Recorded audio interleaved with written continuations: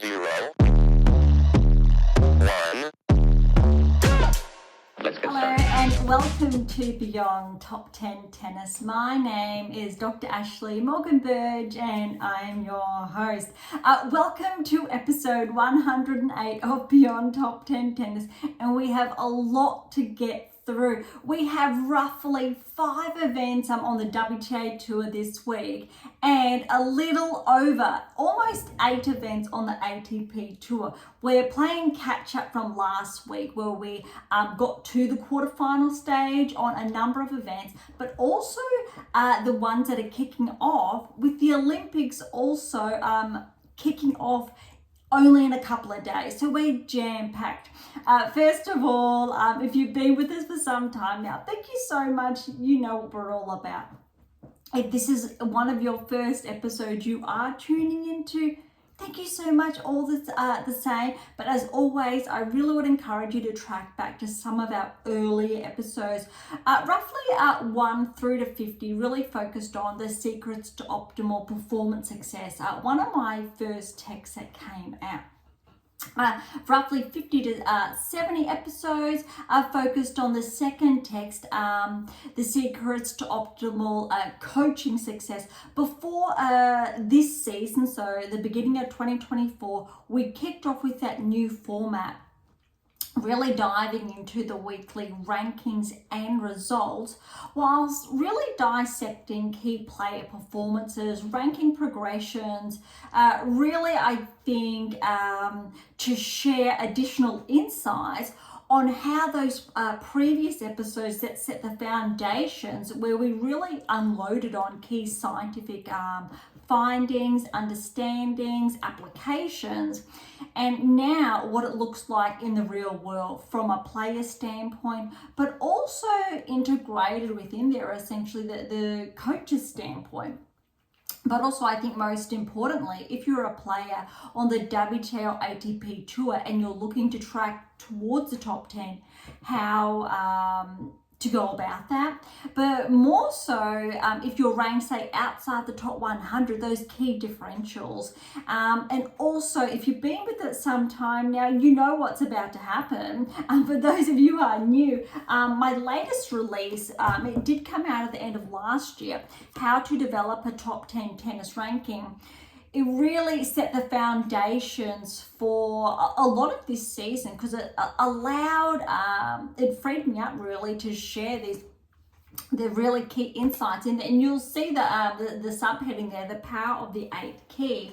And that comes from the text you'll see behind me, but the 7 keys right here that came before that. And where I'm going, a lot of these episodes really focus on just those 8 keys that are crossed in both of these texts.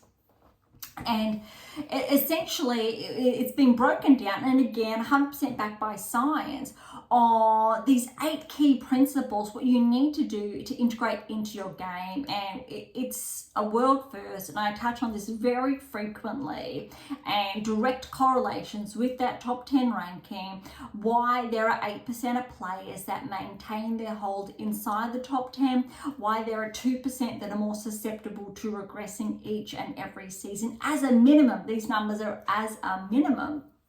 And also why this season is a bit of an anomaly, where we've had up to 50% of players ranked inside the top 10 who essentially should not be there with their level of play. But why we're seeing more barrier breakers than normal, the players that cross the threshold.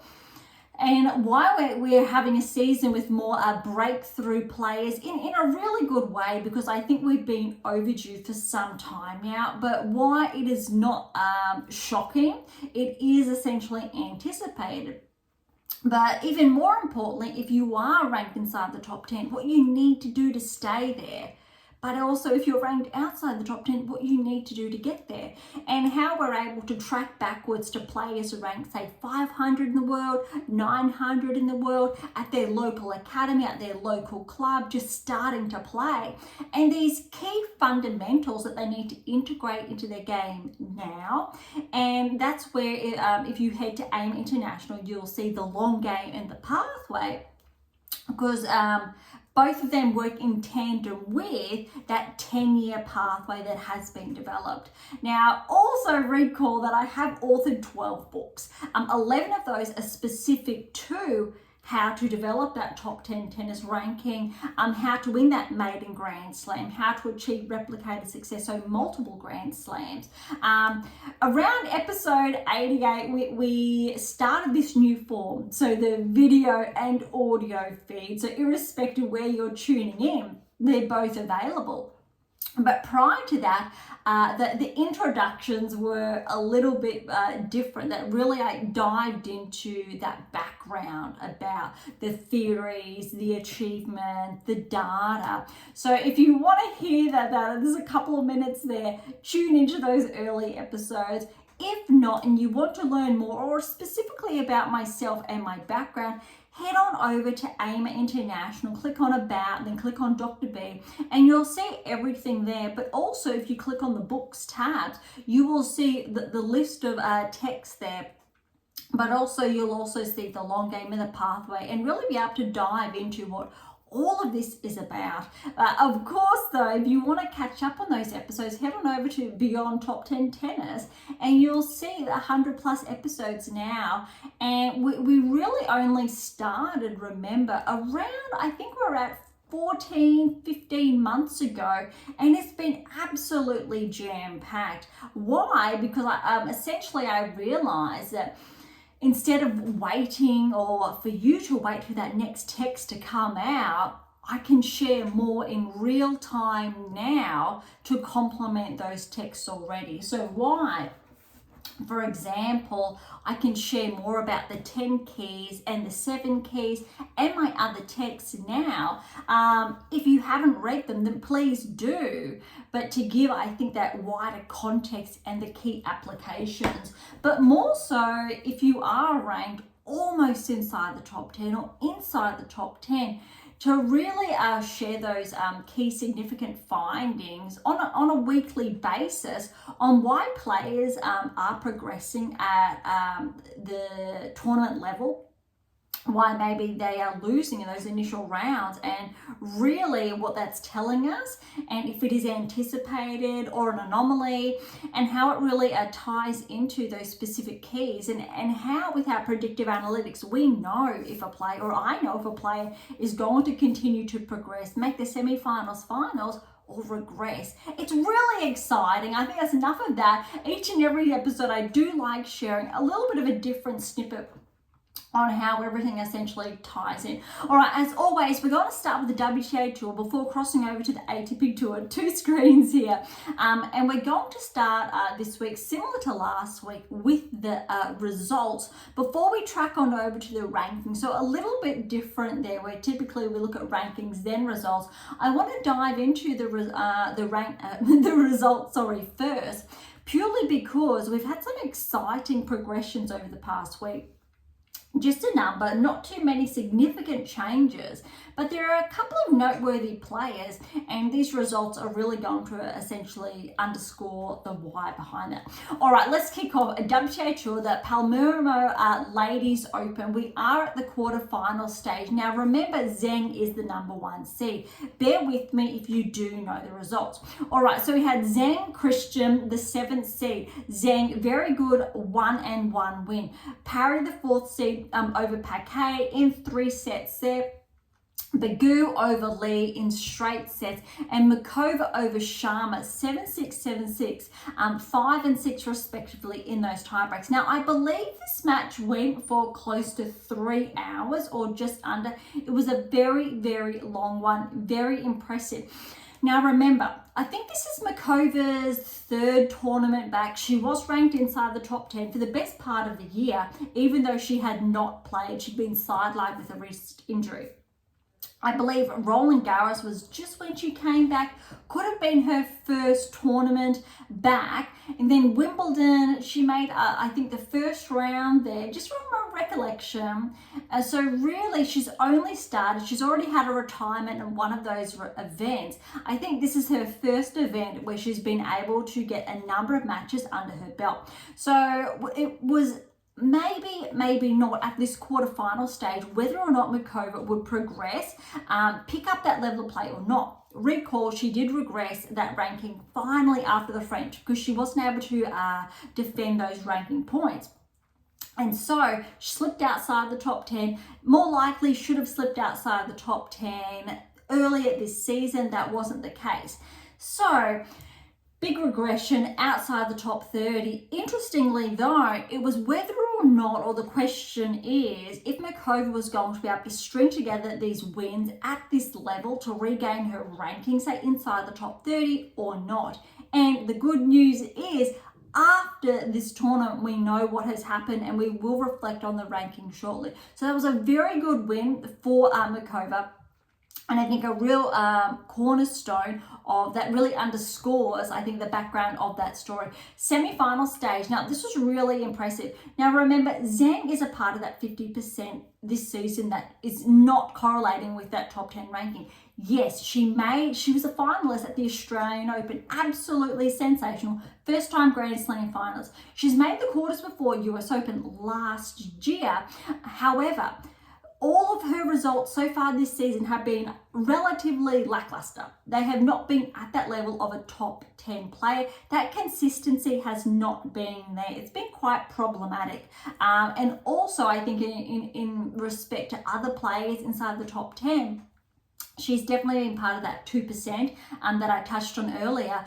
But also these results, they just have not been showing. Wimbledon, to the French Open, to all of the bigger events that have happened this season, has not been showing up. Number one seed here, she is the defending champion. Now, we know what's about to happen, or I know what's about to happen. But again, I really want to, I think, reinforce that this is not top 10 caliber. And she has been also a part of that 50% anomaly, not inside the top 10. Remember though, there's a very high benchmark baseline for a top 10 player. And I don't want to take anything away from those players inside the top 10 that live up to that expectation, that deliver on those key metrics. Nonetheless, all right, semi-finals, Zheng, Parry, 4th seed. So the seeds are doing their part, or I'll say 3 of the 4. Noteworthy, the 3rd dropped earlier. All right, so Zheng, very good win over Parry, 5 and 4. Markova progressing against Begu, 1 and 1. Really good performance from Markova there. Very, very clean, especially after that huge quarterfinal win over Sharma. Super tight. Okay, finals. This is what we wanted. Okay, Zheng, we know she did get the win, so she got the win, but Markova made her first final back probably, all year. I think she had a wrist surgery prior to Christmas, so she's been out roughly since October, November last year. So making the finals here and pushing Zheng, who was a Grand Slam finalist at the Australian Open, very solid. Markova came this close. It was 3 sets, 6-4, 4-6, 6-2. Yes, Zheng ran away with it in the 3rd. I think what's really interesting here is, yes, great. Zheng defended that title. She got her first title this season, but remember, she's a top 10 player and this is her first title this season. I would anticipate and expect a top 10 player to have at least 1 or more titles this season. Well, that hasn't been the case for Zheng. So, good. Yes, that finalist result. Let's see hard-court season if Zheng can pick up her form from last season where she started to track. Markova, though, now she's made the final. She's bumped herself back inside the top 30. It'll be very interesting now if she's able to continue along the same trajectory or she's going to regress. I think when we're looking at the, let's say, the data, and if Markova stays healthy, especially with her wrist, we can look at Markova to potentially end the year inside the top 20. If, very big if, she kicks off from where she left off at the end of last season when she was healthy.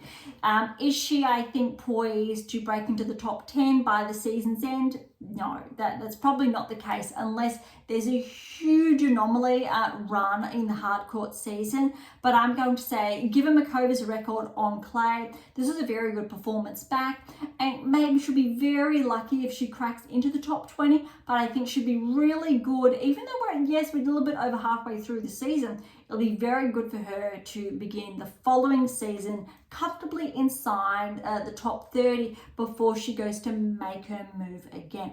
Very noteworthy though, for a really good win for Zheng.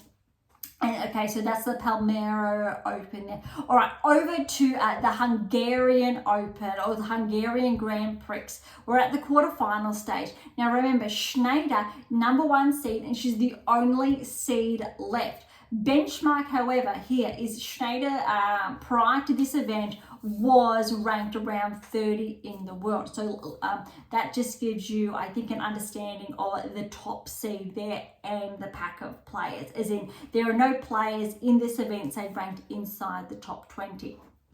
Shnaider quarterfinal over Seidel 4-2, lies over Shumakova in 3 sets. That third set was in a tiebreak in 7-5.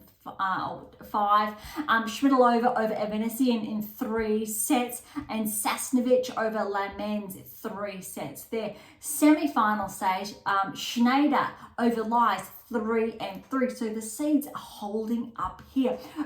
Really noteworthy, we haven't been seeing, and yes, we just did see in the Palermo Open the #1 seed claim the title, but we're not seeing many seeds back that up consistently. So it's really good to see a correlation there with the players living up to these expectations, where predominantly earlier in the season, the first half, we saw a lot of seeds dropping. So it's a really good indicator when a player is given that seed and they're able to live up to that expectation. It's actually a very healthy metric. Schmidlova fell to Sasnovich in 3 sets there in the other semi-final. Final, Shnaider, Sasnovich, and 4-4 to Shnaider. Now, I believe this is Schneider's 3rd title this season, at least 2nd title. She started the season, I believe, way out, 80-90 in the world. And remember, when we saw her performance, whether it was Australian Open very early on, we've been tracking her since, because that maiden title, she has kept showing up. And I'm a big advocate of this. Shnaider played in the NCAA. A long time ago, I played in the NCAA. It's a very rewarding system to get those matches under your belt, in contrast to, say, the alternative. Now, what's really good here for Shnaider, she's hit the ground running with these key results. Now, recollection as well is that I believe Collins played in the NCAA, Shelton NCAA. Obviously, it's a lot more popular for US players. Shnaider obviously is not US based, but it's really important to say that I'm based here in Australia. So as an international going into that system, it's very different. However, it can have equal parts reward there if it is handled in the right way. Now, granted, from my perspective, it was a long time ago now, as much as I would prefer not to admit that. What the system has changed slightly in respect to allowing or affording more players the opportunity to that. So let's say it's opening up. However, there are very big rulers in place.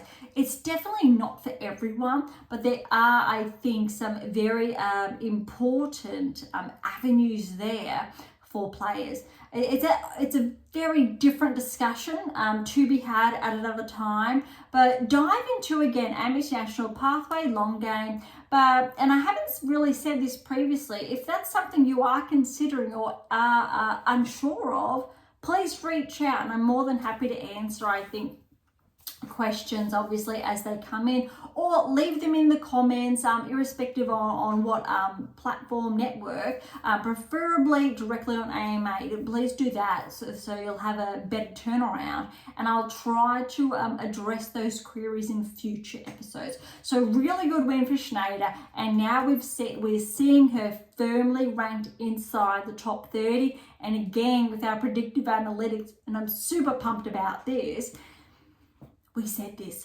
I said that this was going to happen months ago. Shnaider was going to crack into the top 30, and she keeps surpassing those key expectations and meeting them head on. Really exciting. And it just reinforces how powerful these conversations are that we're able to have almost in real time now. If you have been listening week in, week out, to say, these are the players that are tracking. This is what's going to happen.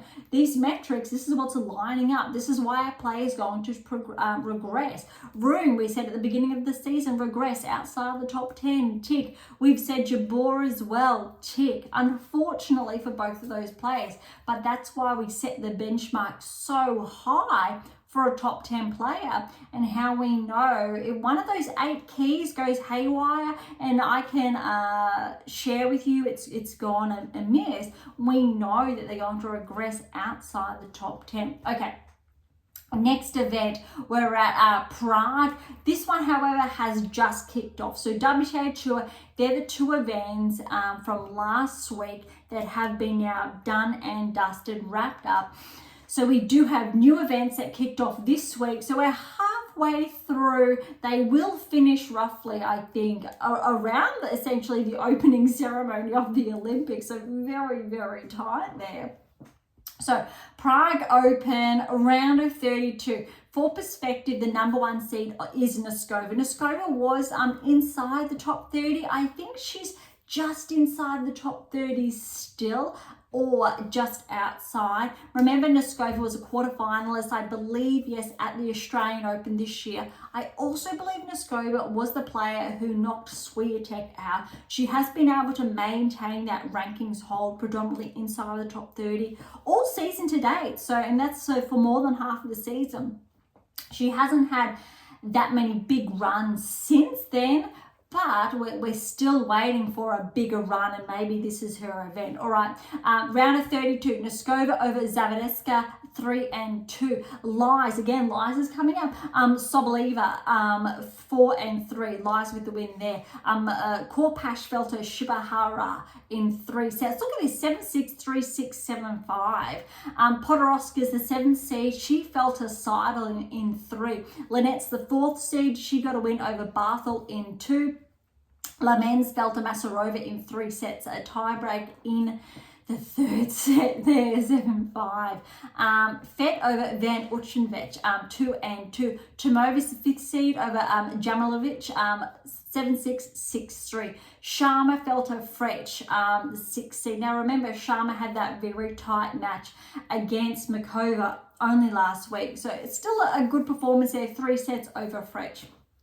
Obviously, French with that win there. Salkova over Sonmez, 4-0. Bozes Monero fell to Jackie Moe in 3-4. Kalanine is the 3rd seed. She got a win over Bajcek in 3.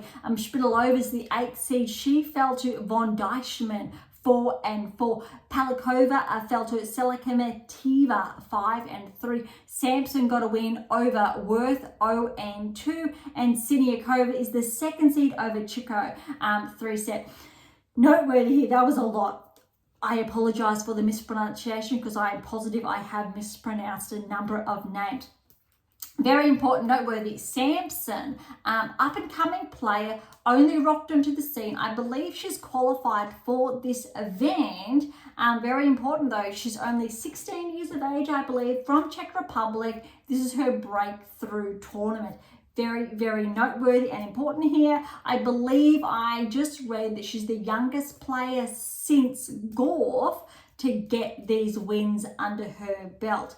Now remember, there's a very big caution here when you are at that age and rapid fire results. We've touched on Mira Andreeva, 17 years of age now, was 16, roughly just before the French Open. Now she had that huge result, semi-finalist at this year's French Open, cracked into the top 30 or almost thereabouts, and she has been hovering, I'll say, inside the top 40. Very, very good results. However, we need to reach a plateau at that age before progressing too soon. Similar to what Gorf did, she didn't just crack into the top 10 overnight. It's that steady result, otherwise we get that burnout and that steep regression. Tune into, I think, our earlier episodes where we touched on the need to follow that pathway, steady progressions that are more controlled in context, opposed to too much too soon, because that's when we're overloading the body and we're increasing the likelihood of injury. So remember, again, all of this work is about mitigating injuries, lessening the likelihood of developing an injury. And these are, say, key signs, key markers we can put in place early on to afford longevity for that player at the height of the game, rather than reaching a top 10 ranking and then regressing soon thereafter. Okay, round of 16, Noskova, very good win over Lies. However, look, 6-2, 2-1 Lies did unfortunately retire. Seidel over Shihabara, 2-5. Lynette over Masarova, 3-4. Tomova over Fett, 3-4. Frech over Salkova. Salkova did retire in the third set though, when it was 2-all. 6-4, 6-7, 2-all. That was tough. That was very close. Very good for Salkova to push Frech, the 6th seed, almost, I will say, then to 3-2-all. Very close. Jackie Mo fell to Kalinina in 3. Again, third seed, so Jackie Mo, well done for her. She has been tracking, same with Lies. Von Deichmann fell to Selikemetiva, 1-2. Samson, another good win over Siniakova. Noteworthy again, Samson, recall, 16 years of age. Siniakova is the 2nd seed. That is a huge win for a 16-year-old to get a win over the 2nd seed. Absolutely significant there. So Samson, that is very noteworthy to pay attention to, essentially, a player at that age, at this stage, and to see how she continues to track. But what's really important is that we don't want too much too soon, but making obviously the quarterfinals of a maiden, I think, WTA event is very, very impressive. Noskova, again, first seed, 1-3 over Seidel at the quarterfinals. Lynette over Tomova. That's the 4th and 5th seed respectively, 3 sets. 4-6, 6-3, 6-2. Now remember, Lynette has been tracking this season. Same with Frech, the 6th seed, over Kalinina, the 3rd seed, 2-6, 6-love, 6-1, a very good win there. And Samson, another win over Selikemetiva, 2-6, 6-3, 7-5. She's through to her maiden semi-final. All right, we're going to stop it there because semi-final action will get underway at some stage, I will say, later today and or tomorrow. So that's a really good result. So capping that off for the Prague Open semi-finals, we've got Noskova, the 1st seed, and Lynette, the 4th seed. And the other side of the semi-finals is Frech, the 6th seed, and Samson is that breakthrough teenager having an incredible, playing the best tennis of her life at this stage. So that's going to be the semi-finals, and we will wrap that up in next week's episode.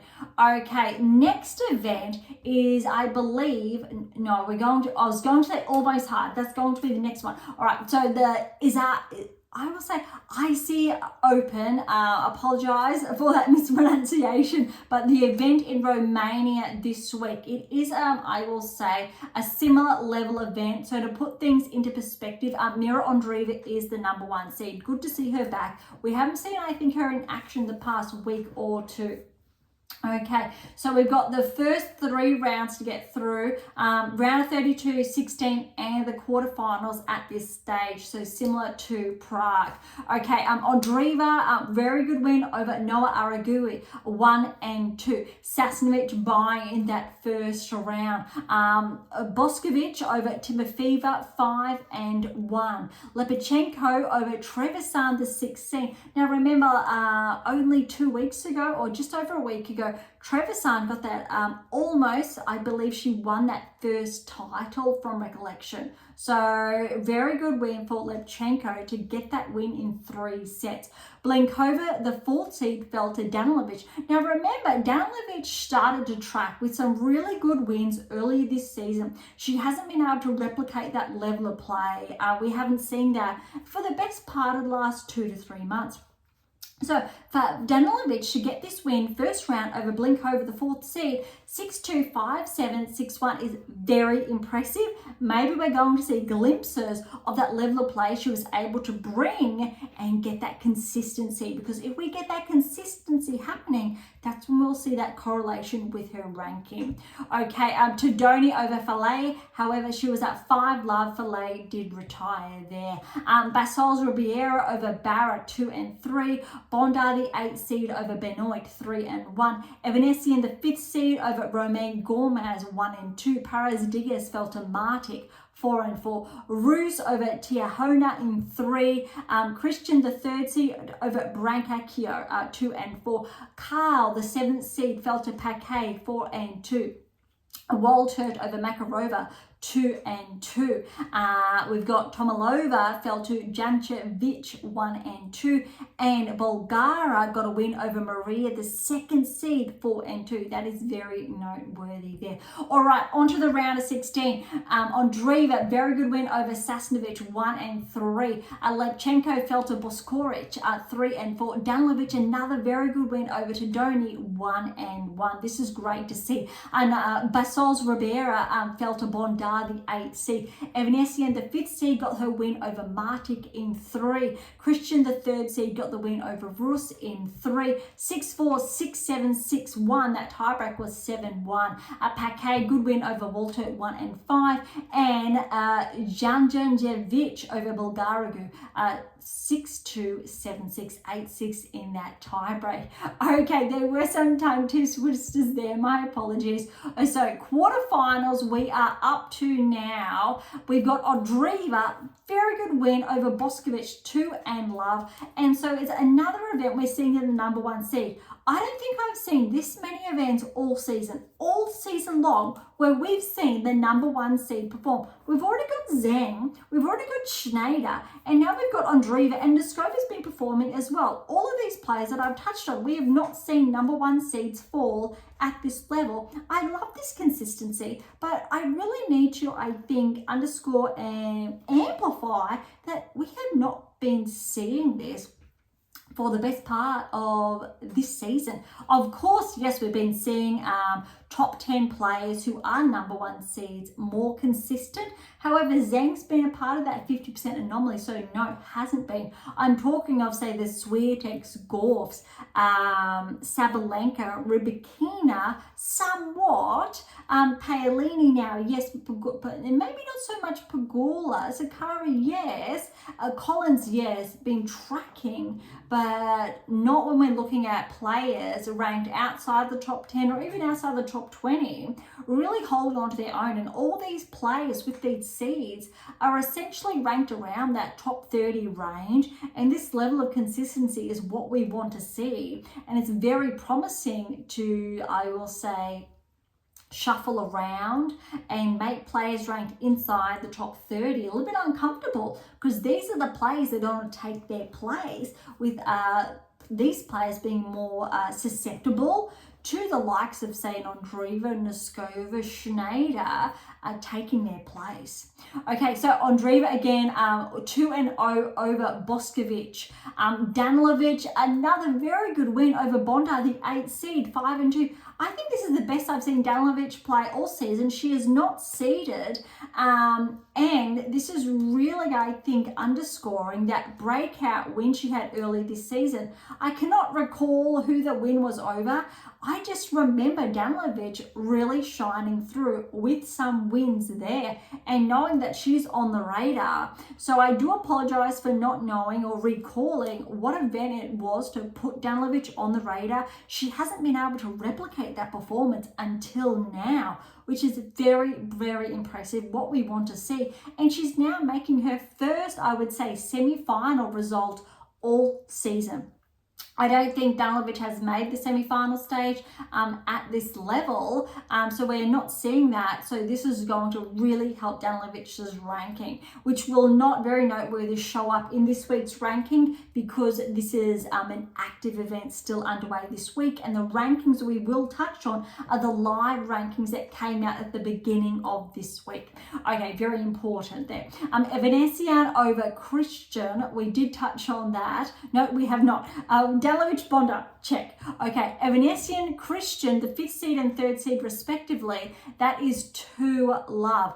I'm not too sure if that is a match currently potentially underway or if there has been a retirement, but it has not been noted. The other quarterfinal there is Paquet over Janjivic, love 6, 6-2, 6-1. That is actually very significant there. No, so that's an event. We will clarify that next week if that is the case. It looks like potentially it is currently underway because I'm not seeing that retirement.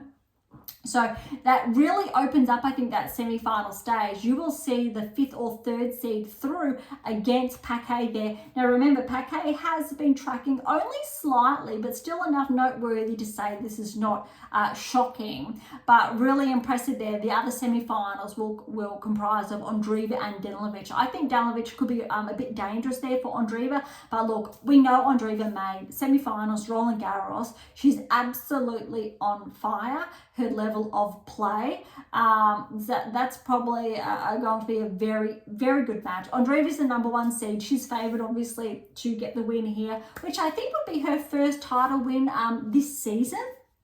But it'll be, I think, very good for her game, given potentially the last couple of weeks hasn't been what she potentially anticipated. She had that early exit at Wimbledon, but will really, I think, put her on track for the later half of this season. Okay, last event for the WTA Tour is the Polish Open, and it is the first sign, it's a little bit sad, but it's the first sign for the hard court season is here and is now officially almost underway. I think there'll be more hard court events after the Olympics, but this is the first I'm seeing in some time now, since I'll say the likes of Indian Wells and Miami before switching to the clay. All right, so we've got the round of 16 to the round of 32 to touch on, and again, Polish Open here. Number 1 seed is Shmakova. So we've had, I will say, the level of play or the rankings is a little bit different. There is, I'll say, a more significant gap to the ones that I've previously touched on. But still, it's important, I thought this week, to touch on some of these players to see if we end up recalling some of these performances later on. So irrespective of their current ranking, if with their progressions we see them showing up, which may be surprising. Some of these players may qualify later on, maybe not, but I think it's still equally, I think, insightful. It is a smaller event, and typically I would not be discussing them. So I will look, it's a 125. The others we've touched on are 250s. So I'm going to go over this quite quickly, but still it's noteworthy to see who gets those wins. So Shmakova did fall first hurdle, very important there. So she is the number 1 seed, and she's fallen to Balkova Zaid, 1 and 2.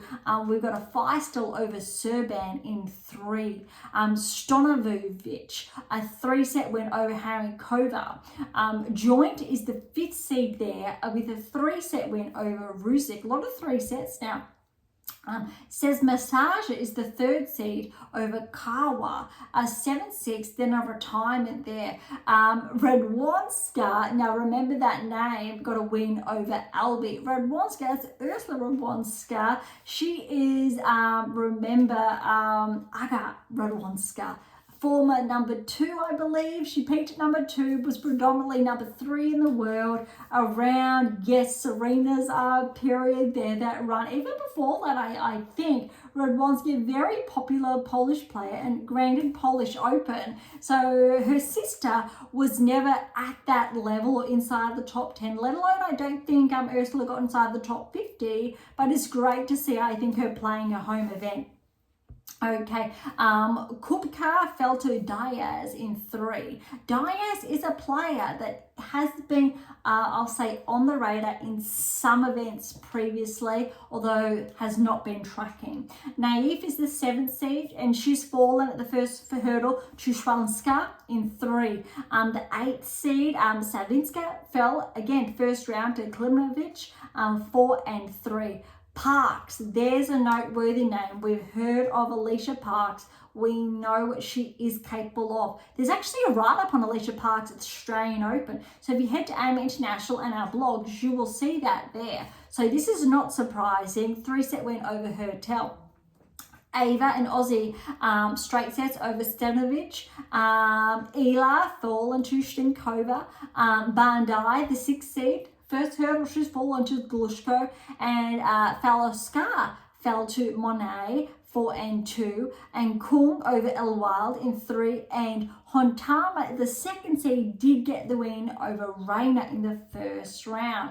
Really interesting there, because you can see, I think, the distinct difference around the seeds falling, not living up to, say, that level of play, and more of those newcomers that are not seeded progressing. We've got the wins in the round of 16. I will say Bolskade got the win over Feistel. Joint got the win over Stolovic. That Rodwanska did fall to Semstaja. Diaz did fall to Schwalinska. Parks did get the win. She has to be favoured for this event over Klimakova. Iva fell to Shniakova. Monet fell to Glushko. And the 2nd seed, Hontama, fell to Kung. So that really comprises of the round of 32 and round of 16. Quarterfinals is set, and look, Parks is there, and you've got the 5th seed and the 3rd seed there, but you really need to favour Parks if she delivers, because she's definitely capable of that. All right, that really wraps up all of the events on the WTA Tour. Let's have a quick peek at the rankings. I want to start at 100. Noteworthy is Osaka is still at 102, so just outside. She hasn't been active. We haven't really been seeing her in action.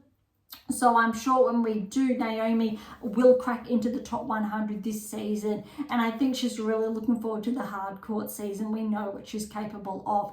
Okay, noteworthy, I think, movers here. We'll go through this quickly. Bogdan has had a steep regression there, 28 points back to 96. Sheriff, very steep 20-point regression. She is back to 87. Podoroska back 14 points to 85. Perez up 7, 75. Sorobes Tormo, 12-point regression, 71. Karolina Schmidlova, 9-point progression, up to 70. Other, I think, big jumps. We've got Parry, a 6-point progression to 52. Other ones were inside the top 40 now. Most players are relatively steady now inside the top 30. This is very important. Something I completely disagree with is Svitolina has a 1-point regression to 31. Svitolina, I have no idea why she's been pummeled back. Essentially 15-ish places over the past fortnight. I understand because she didn't, let's say, make, I think, as far as the semi-final stage at Wimbledon, but she came so incredibly close. That's a huge regression, I think, especially in contrast to other players. Svitolina's at 31, should be ranked inside the top 20. Mira Andreeva, she is 32. Pavlyuchenkova is at 33, should be inside the top 30. Bolter's at 34, should be inside the top 30. Mertens 35, should be inside the top 30.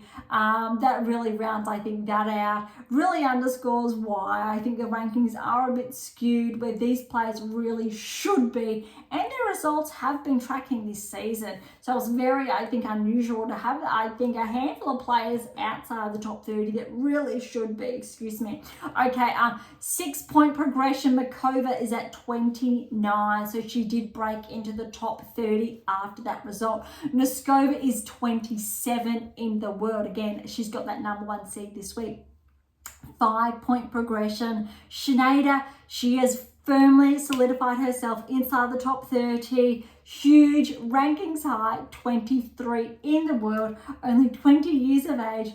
Huge result for her. I'm ecstatic because she was ranked way outside the top 30, around I think that 80 ranking range, was at that almost plateau that other players reach, but for her it was another progression, and she's been making inroads all season, and it's really important. This is what can happen. You can start the season ranked 90, 80 in the world, and before you know it, mid-season inside the top 30. That's how powerful the 8 keys are. Does Shnaider have the 8 keys? No. Does she have the 7 keys? No. They're reserved for a top 10 player. But if you get hold of 3, 4 keys and they're solidified in your game consistently, then the 5th, you know. Then the 6th, you know. So really, Shnaider, we're looking at solidifying and applying and further integrating, let's say 7 and 8, and top 10, here we come.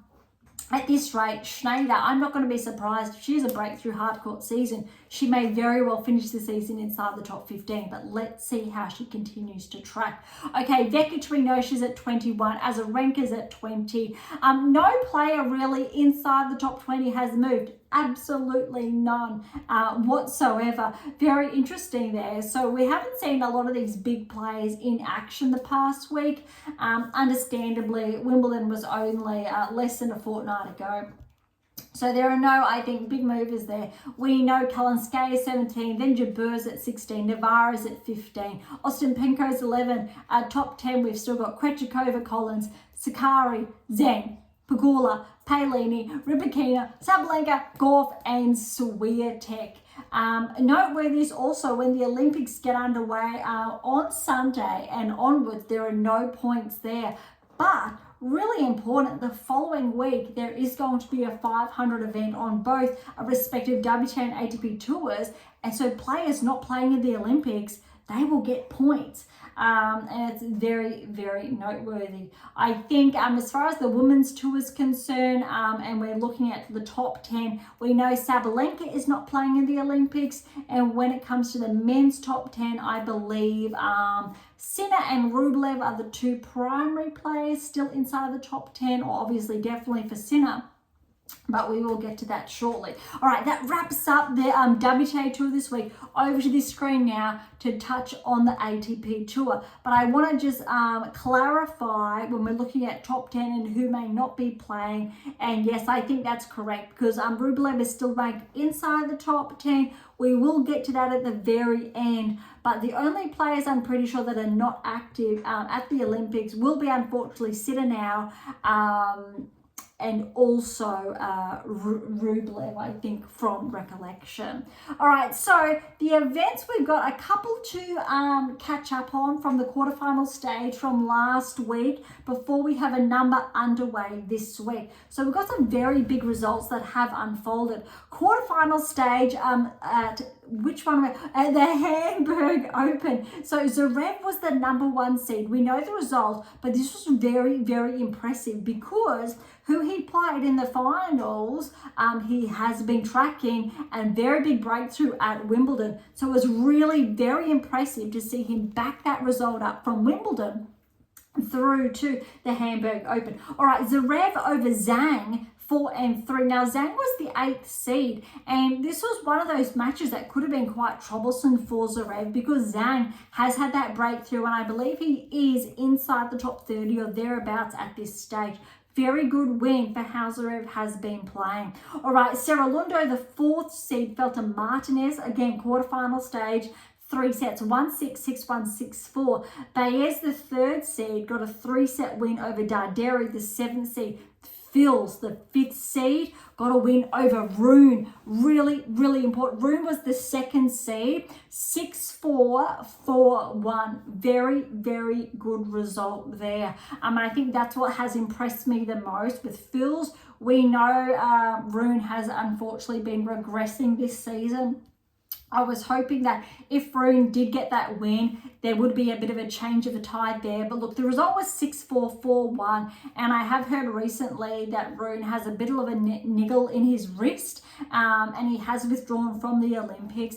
Not that surprising. He is obviously ranked outside the top 10, so medal chances weren't high when we're looking specifically at top 10 correlations. Though I really should say on a side note, that doesn't guarantee a win, because we've had former gold medalists and medalists ranked outside the top 10 win medals at the Olympics. So that's very unfortunate for him, although I think the biggest surprise is Sinner. Obviously, he was definitely primed to potentially get some revenge on Alcaraz on the clay, given that 5-7 that they did have, and get that gold, especially how he's been playing this season. So it's definitely very heartbreaking. I do believe, I did read that Sinner did come down with tonsillitis, so it wasn't something he would be able to push through if he obviously wants to stay healthy. All right, on to the semi-final stage here. So Zverev, Martinez, 2-4 for Zverev. Then Phil's got the win over the 3rd seed Baez, 2-2, and that's what was really impressive.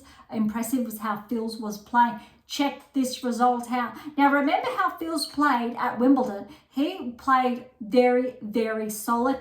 Best, I think, result he's had throughout his career, has really improved his ranking, just sitting around outside the top 30, I believe. But look, Zverev's the number 1 seed. Love seeing the number 1 seeds tracking all the way through to the finals. Phil's got it. 6-3, 3-6, 7-6, and that tiebreak in the 3rd set, 7-1. Very, very impressive for Phil's first title, I believe, this season, or at this level, first title. Absolutely huge win, and to get that over Zverev. I love seeing the celebration because it was really good. Everything was fine between the two players, and you have to love that when competitors become friends or very close nonetheless through, I think, celebrating. That really shows sportsmanship at the highest level. So kudos to both Phils and Zverev for that. But very, very good for Phils. Phils, if he continues to track from Wimbledon and now with this title win, is not going to be surprised. And if he has a good season on hard court, he may finish the year ranked inside the top 20. Very, very good. We'll get to the rankings later to see how that has impacted his progressions. But I would argue that Phils is probably ranked inside mid-20s at this stage, so he's very close to cracking that, I'll say, initial threshold before he gets to that top 10 threshold. Okay, next event that we need to wrap up is the Emphasis Hall of Fame Open. So the one in Newport, the quarterfinal stage here we are up to. Opelka was the wild card. Remember, we know Riley has been definitely top 20 over the best part of the last couple of years. He hasn't been active, I don't believe, in the past 2 seasons, or the best part. I don't think he has a ranking at this stage, or he's not ranked inside the top 100 from recollection. He definitely hasn't been a player that has been tracking. But look, he's already reached the quarterfinals, and he's got that win over McDonald, 4-6, 6-3, 6-4. Michelson, the 3rd seed, 4-4 over Kokovic. Vukic, the 6th seed, fell to Eubanks, the 4, in 3 sets. I think this is Eubanks' best performance all season. Great to see him back in action. And remember, the Aussie Bolt qualified, got all the way through to the quarterfinals. He fell to the 2nd seed, Giron, 6-4, 6-1. Now remember, very noteworthy, Giron has been tracking this season. Opelka fell to Michelson, the 3rd seed, in the semi-finals, 2-0. And Giron, he did get that win over Eubanks, so 2nd seed and 4th seed respectively. 6-4, 3-6, 6-2. And the finals, Giron got his title, 2-3 over Michelson. Check this out, 6-7, 6-3, 7-6. So it was as tight as you would expect when we're looking at the 2nd and 3rd seed respectively. But I'm really happy for Giron because we know he's been tracking, especially the best part of the last 2-3 months, and he's got that title. very significant, and that will help his ranking. All right, so that wraps up the Newport Open there. The next one we have is Gstaad. So we need to wrap up Gstaad from last week. We were at the quarterfinal stage. One of the big events, I said, okay, Tsitsipas and Fognini were facing off in the quarters, and it was going to be a very big test for Tsitsipas. 4-3 to Tsitsipas, very good win. Now remember, Tsitsipas was the #1 seed here. Igor Elisame had Berrettini in the corners, very heavy set, I think, pack here. Berrettini, very good win. He was seeded 6th, yes, but Igor Elisame, look, 7-6, 7-6. Berrettini got the win, but we know Igor Elisame has been tracking this season, former top 10 player. Both of them, Berrettini has regressed, I think, sooner he did than Igor Elisame, and more rapidly, because we know Igor Elisame is back inside the top 30. Berrettini was essentially outside the top 100, cracked back into the top 100, was hovering around that 80-90 in the world, but he has been making inroads, very impressive. Wimbledon, unfortunately, he did have that very tough early round. But look, 7-6, 7-6, and that was 9-7, 7-2. Very, very impressive there for both of those players. Struff, the 5th seed, Echeverry, the 4th seed, 3 sets to Struff. Very impressive. 7-5, 3-6, 6-3. That's very significant. We know Struff has that title this season, but it's a very good win to track through to the semi-finals. The end of this quarterfinals was very surprising because we had 2 qualifiers. Hals and Hyde. Hals got that win 6-1, 7-5.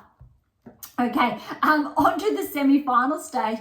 Tsitsipas, #1 seed against Berrettini, the 6th seed. Bear with me if you know the result. Berrettini, huge win over Tsitsipas, 7-6, 7-5. That first that tiebreak was 8-6. That's a huge win for Berrettini. Even though Tsitsipas is not ranked inside the top 10 at this stage, he is 11, and he has spent the majority of the season ranked inside the top 10 or just on the threshold. Very, very good win for Berrettini. We know what he's capable of, and to get these wins under his belt is really important for his ranking. He's had a huge progression courtesy of this win, and we will track back to that shortly. Okay, so he has progressed through to the final. The other side, Hals, huge win over Struff, the 5th seed. So the qualifier got the win, 6-3, 7-6. Hals is officially on the radar. That is essentially absurd, but very, very good and impressive, because this is where it starts. So we've got Hals into the finals. So he will officially be on the radar now as a qualifier that has made the finals. Berrettini, huge win over Hals, 3-1. You can see how excited I am, because we've been waiting for Berrettini to track, and he has started to string those wins together. And we love seeing that, especially for a player who has been ranked inside the top 10, which essentially reaffirms they know the 8 keys and what it's all about. But when they become displaced and they lose them, they may only have a handle on or grasp of 3 or 4 while they struggle to further integrate and solidify the other keys into their game. But when they start, their games start taking shape, which is really, really important and impressive, I think, all the same. Okay, that one wraps up our Gstaad there, or the Swiss Open. Now we are on to the Nordea Open in Sweden. We are up to the quarterfinal stage, and noteworthy, we know Nadal is in action. Okay, quarterfinals, we've got Tarante over Carabella's Bina, 6-3, 2-6, 7-5. Borges, the 7th seed, with a win over Skatova, qualifier 4-3. Nadal over Navone, the 4th seed. I believe this match was just under 4 hours, and is almost, or if not one of the longest 3-set matches almost ever, I will say. But I think it was one of Nadal's longest ever matches, 3-set matches he's ever played, or the second to the longest. 6-7, 7-2, 7-5, 7-5, but it went for that long. That's huge. So well done to Navone for keeping pace with Nadal that whole time, but very impressive. Great to see Nadal healthy.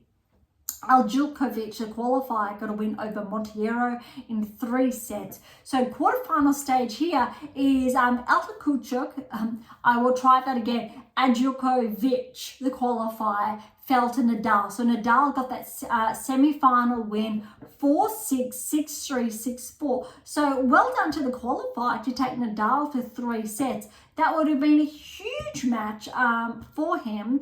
And then in the other side of the draw, Borges got a win over Tarante 3-4. Now remember, Borges has been showing up lately, which means he has somewhat been tracking. He's made it into the final. I believe this has to be his first final this season at the Nordea Open to face Nadal. Nadal did get that wild card, but look, Borges was too good for Nadal. Now, how exciting. Borges, this is his first title.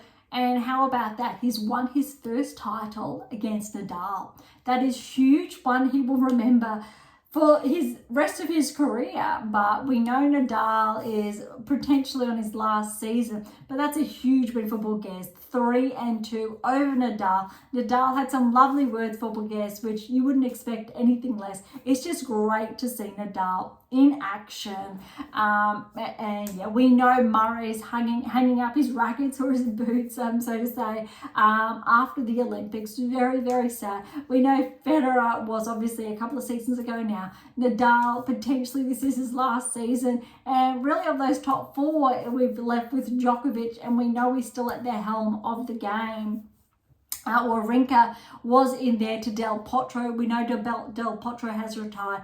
Wawrinka is still in the mix somewhere thereabouts, but obviously not at this level all the same. So it's really great to see Nadal in action, but well done to Borges. And we will look at the ranking shortly to see, because Borges now is officially on the radar, which is really exciting when we get to, I think, introduce these new players almost on a weekly basis now, where we're seeing these newcomers claiming those maiden titles or really seeing them show up. Okay, on to the events that have kicked off this week. We've got in Croatia the Plava Laguna Open. So we've got the round of 16 and the round of 32 to touch on. For perspective, it's a bigger event. Rublev is the number 1 seed. He got to buy the first round. All right, Mikurota is the wild card there. He fell to Ugo Carabelli 2-5. Morozan over Shevchenko in 3. A 7-6 that third set and 10-8 in that tiebreak. Makak, the 7th seed, has fallen to Montero in 3. Serralundo, 4th seed by first round. Korakor, to qualify, fell to Dogic, a wildcard, in 3. Sonego over Polchak in 3. Muller over Analdi, the 8th seed, in straight sets. Darderis, the 5th seed, over Akcevic, 1-4. Menzik over Poprin, 3-2. Folgini over Van Ash, 4-3. Zheng is a lucky loser, but he got to buy the first round. He got very lucky there. Navone, the 6th seed, fell to Kaboli 2-3. Lakovic got a win over Mislovic, a qualifier, in 3.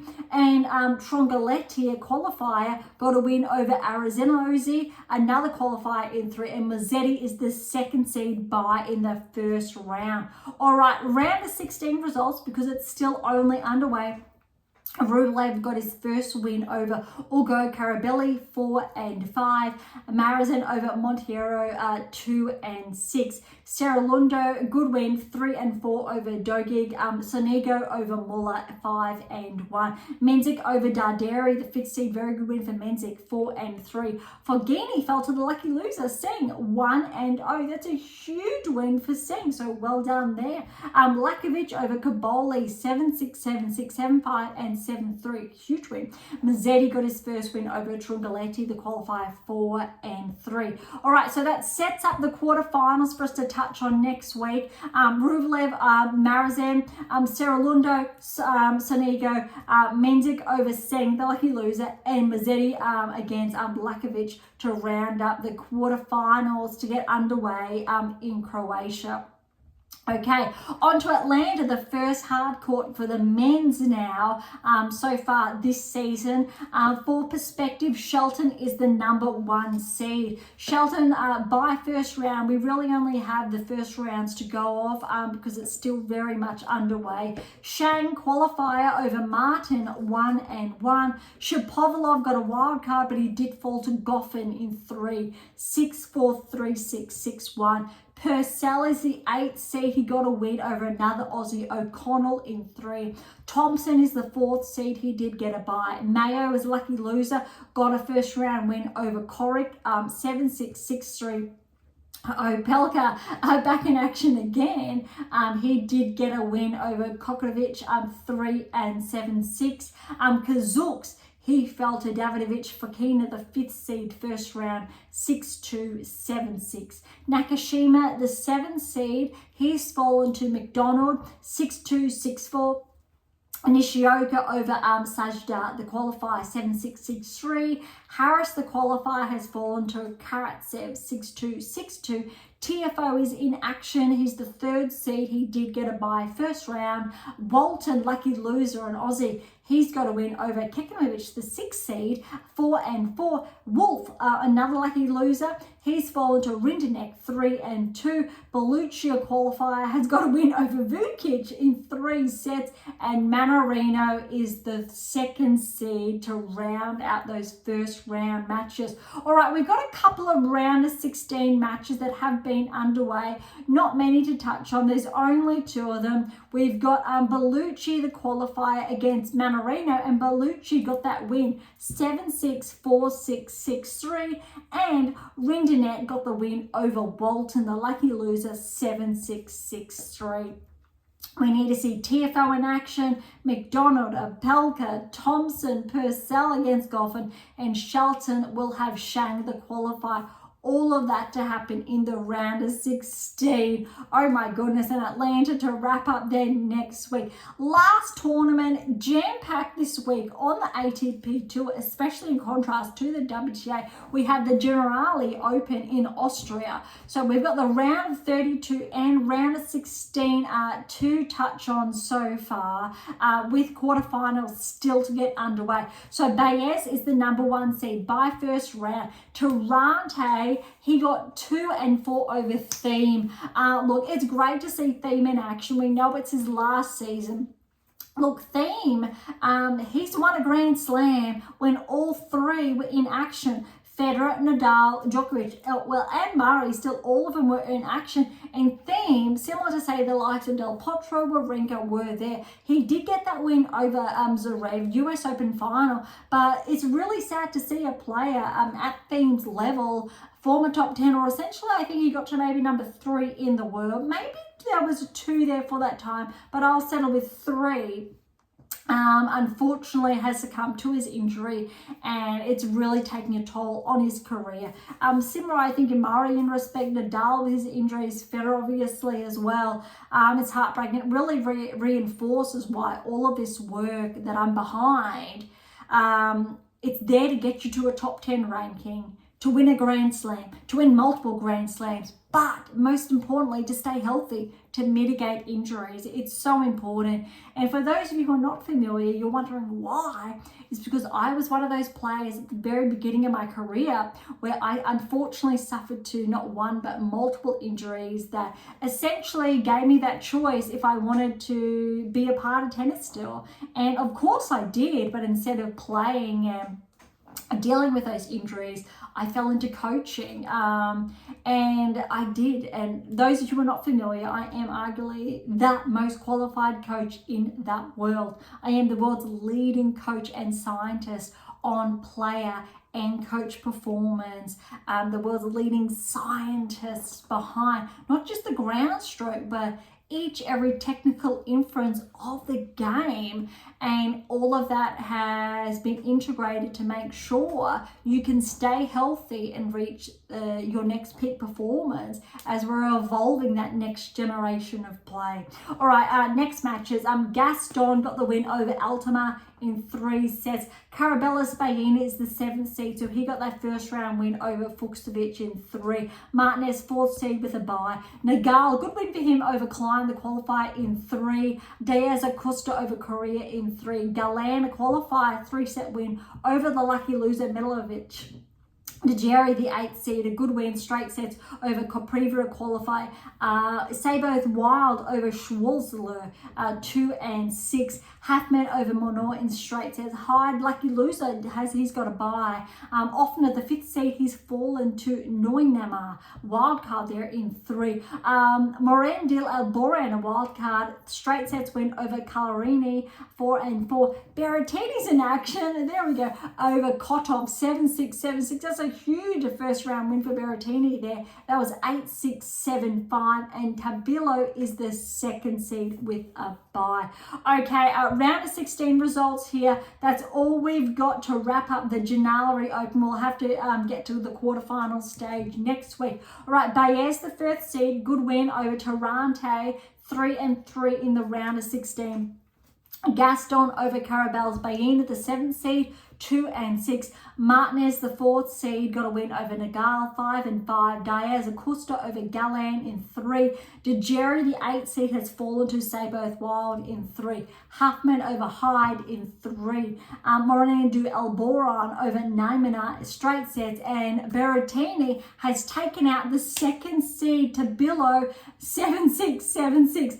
Fancy that for Berrettini. 2 back-to-back matches, tie breaks that he's had. That's huge. And against Tabilo, it was 7-4 and 7-5 respectively in those tie breaks. Very impressive. You really need a favour Berrettini. If he has the legs or the stamina in him to continue to track, he will face the wildcard Moreno del Alboran in the quarterfinals. Halfman and Saboth Wild will face each other. Martinez and Diaz Acosta will face off, and Baez and Gaston. Baez is the number 1 seed, Martinez is the 4th seed, and that is all of the seeds. So you really need to favour Berrettini, and maybe, just maybe, Berrettini might get back-to-back wins in his events, and that would be huge for his ranking. Okay, that wraps up all of the events on the ATP Tour. So let's head on over to the rankings. Starting at 100, Lloyd Harris is there. So he's at up 1. We know Harris has been tracking, so really good for him to break inside the top 100. Let's hope he can stay there. Comsana was at 100 last week. He's now at 99. McDonald's, he's up 2. He was at 99, now 97. Walton, the Aussie, has cracked into the top 100 last week, and he's still there at 95, which is great to see. Same with O'Connell at 93, and Kokonas is at 88 respectively. Great for the Aussies there.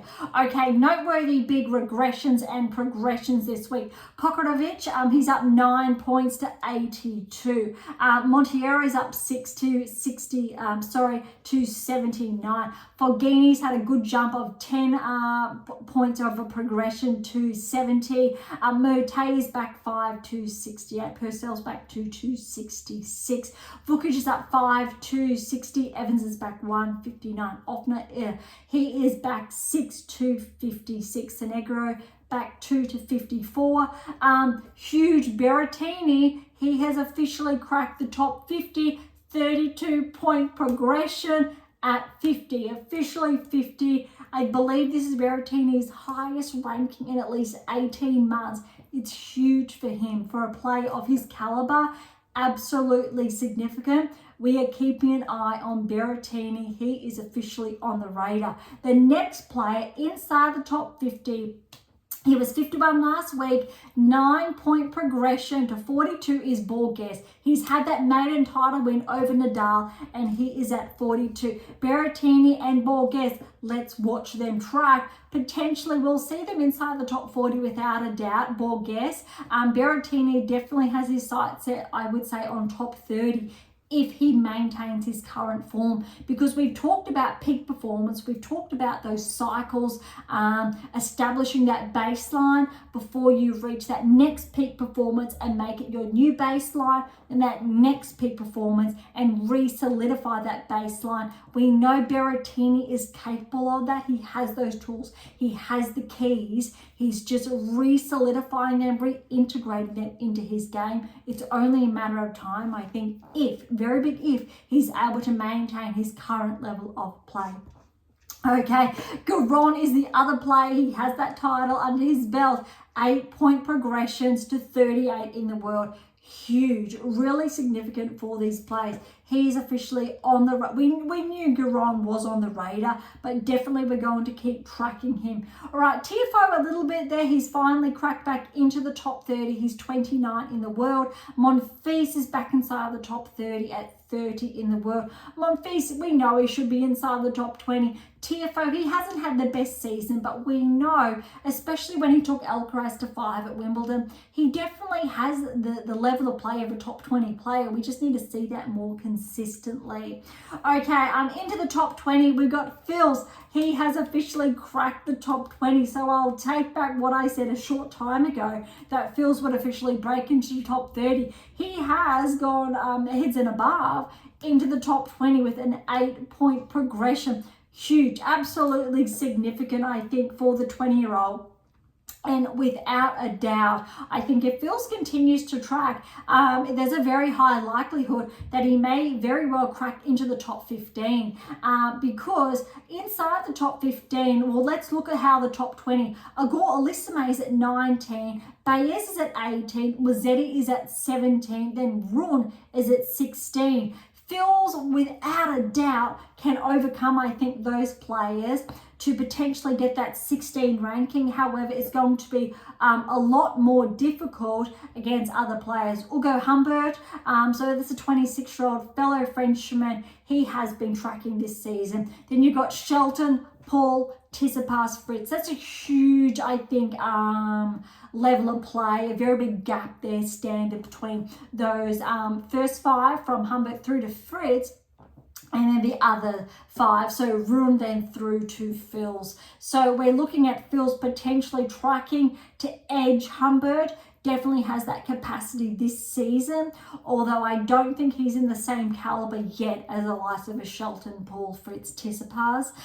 But that's definitely, I think, within the next 12 months, if he continues to play how we're seeing him play and re-solidifies that baseline with those peak performances that I've just touched on, Fils is definitely one of those players and one of those newcomers, again, just at 20 years of age, definitely to keep an eye on. Okay, when we're looking at the top 10, we don't have any newcomers this week. Sinner's holding his own there.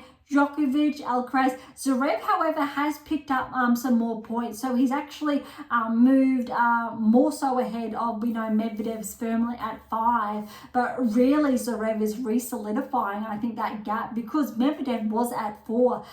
4 and 3 respectively before, obviously, the first 3 took their lead. So Zverev, another 280 points. So he's almost around more than 700 points ahead of Medvedev. But there is roughly, I would say, a further 700-800 points separating Zverev from Alcaraz. Definitely going to be very interesting. Noteworthy, however, given that Sinner is not playing in the Olympics, nor is Sabalenka on WTA Tour, if they do play their respective 500 events and other players inside the top 10 are still competing at the Olympics, they're 2 players that could I'll say, sneakily pick up points and solidify their rankings and potentially, for Sinner, extend that gap against Djokovic, or for Sabalenka, edge closer towards Gauff respectively, because since we know, obviously, Gauff has the number 2 ranking. Obviously, I think when points are there, Sabalenka, Gauff, there's 1,000 that are separating the 2 of them. There's still a couple of thousand separating Gauff from Swiatek. But Sinner and Djokovic, there is just over 1,000 separating the 2, and roughly just over 300 separating Alcaraz from Djokovic there. It's going to be really interesting. The only difference here, we've got Rudd progressing one place and Rublev regressing just to 9. But noteworthy, we did touch on this last week, is that Rublev is he's definitely one of those players that we have noted to regress outside the top 10 in the weeks to come. He's a part of that 50%. However, the men's top 10 has re-solidified its place. So we're looking at Rublev regressing really and Fritz replacing it. Please do read up on that article I wrote last week. And then when we're looking on the WTA tour, it really has more solidified itself. However, players that we're looking at, Pegula to Zheng, we're really looking at those players re-solidifying themselves if possible, or the likes of Ostapenko to Kazakhstan replacing them. Even Keys and Navarro are probably more favoured there to really, I think, round out the respective top 10 players. Okay, that wraps up today's episode. Thank you so much for joining us. Look, to grab your copy of How to Develop a Top 10 Tennis Ranking or the 7 Keys, head on over to AM8 International or head on over to Amazon, irrespective where you're based in the world. For any comments or questions, head on over to Topic Thread, the social platform set on data privacy. To interact with Beyond Top 10 Tennis, head on over to AM8 International, Spotify or Topic Thread or YouTube. You can leave all of your comments there. To catch up on our blogs, head on over to AM8 International and look for our blog tab, or head on over to Medium. And as always, I'll leave all the links in the episode notes. For something different, head on over to Pink Octopus Books, where my fictional release is. You'll see it just in the background there. And for something left of field, visit Sprout for some random polls. And of course, if you enjoyed today's episode, please subscribe, like, share, and all of the above would be absolutely phenomenal. For those who are interested, we do have scholarships available on AM International, as well as options to work with me exclusively to optimize your performance and to nudge you closer towards that top 10 tennis ranking. So as always, don't be shy and come and say hi. Okay, on that note, thank you so much for listening. I am so incredibly grateful. I am your host, Dr. Ashley Morgan Burge, and this is Beyond Top 10 Tennis, and I'll see you next time.